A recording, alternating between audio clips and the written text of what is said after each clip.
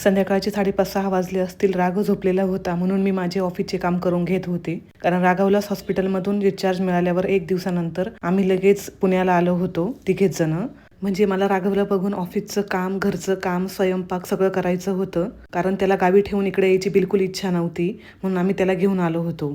दिवसभराचं काम बाकी होतं ऑफिसचं, म्हणून तो झोपला की मी सगळं काम करून घेते, ते दिवसा असो किंवा मग रात्री.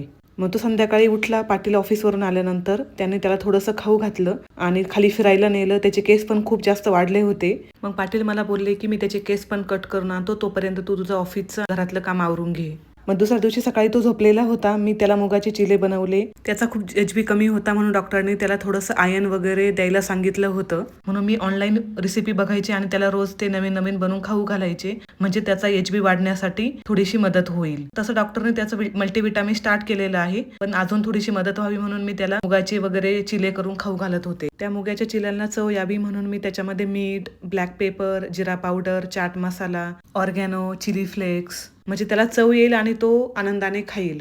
त्याचबरोबर सकाळी पाटलांना ऑफिसला जायची घाई होती आणि त्यांना पण टिफिन बनवायचा होता, म्हणून मी त्यांचा टिफिन पण सायमल्टेनियसली बनवत होतं. फ्लावरची भाजी बनवली, त्यांना चपाती बनवली आणि त्यांचा टिफिन भरून दिला आणि ते कॉलेजला निघून गेले. राघव झोपलेला होता म्हणून म्हणलं वेळ आहे तर मी घरं वगैरे झाडून घेतली आणि माझ्या मॉर्निंगच्या मीटिंग पण होत्या, डेली स्टँडअप वगैरे, त्या पण सर्व मोबाईलवरूनच अटेंड केलं. एवढं करेपर्यंत राघव उठला. मग मी त्याला ब्रश करायला दिला. तो असा खेळत बसला.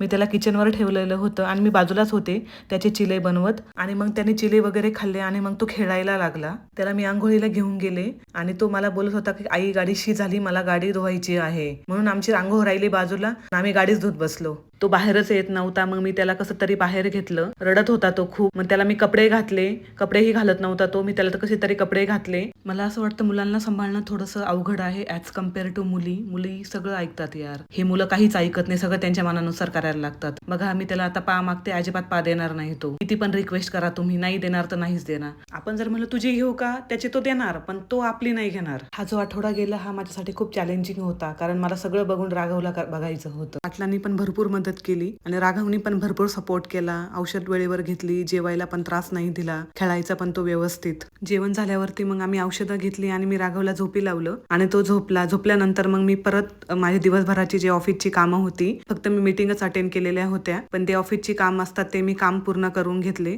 राघव उठेपर्यंत. भेटूया नेक्स्ट ब्लॉगमध्ये. तुम्हाला माझे व्हिडिओ कसे वाटतात ते नक्की कमेंट बॉक्समध्ये सांगा आणि तुमचे काही सजेशन असतील मिनी ब्लॉगसाठी प्लीज सजेस्ट करा कमेंट बॉक्समध्ये.